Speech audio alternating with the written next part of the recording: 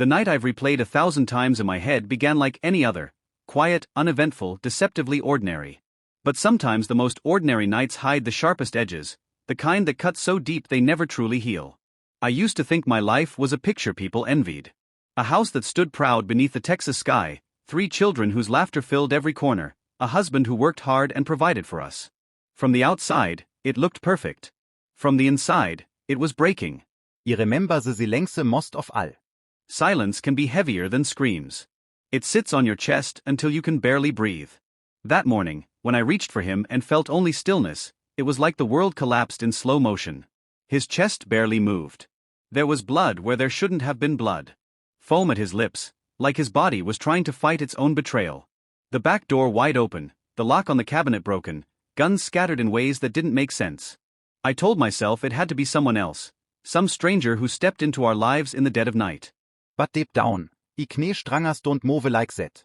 Strangers don't know where the keys are hidden. When I spoke to the operator, my voice didn't crack the way people expect. It was steady, clear, almost rehearsed.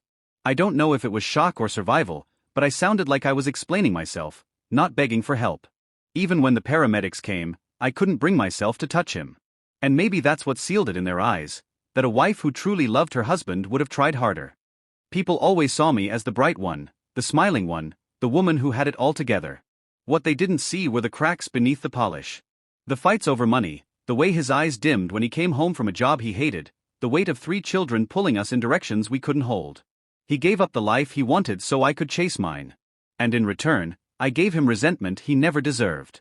They say every choice is a thread, and if you pull too hard, the whole fabric unravels. Mine unraveled the night I drove away from the house, furious after another fight over something as small as a receipt. When I came back, nothing felt the same.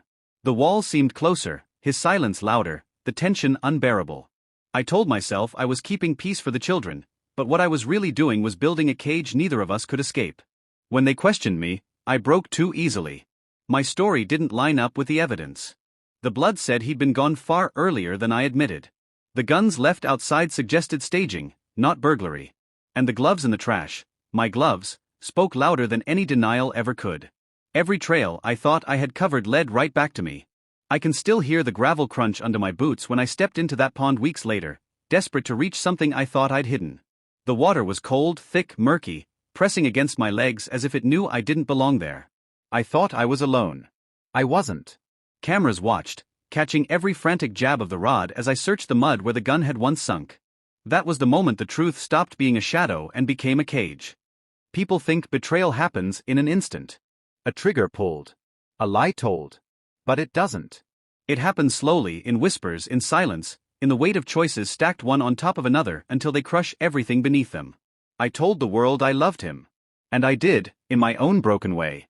But love twisted by resentment and desperation can turn into something unrecognizable. Something lethal. Now, I live with echoes.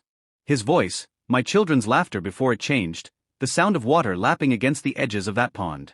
I tell this story not because I expect forgiveness, but because silence is heavier than truth, and I can't carry it anymore. So I'll ask you this: when love becomes a cage, when survival feels like betrayal, when the choices you make write a future you never wanted, what would you have done? Tell me.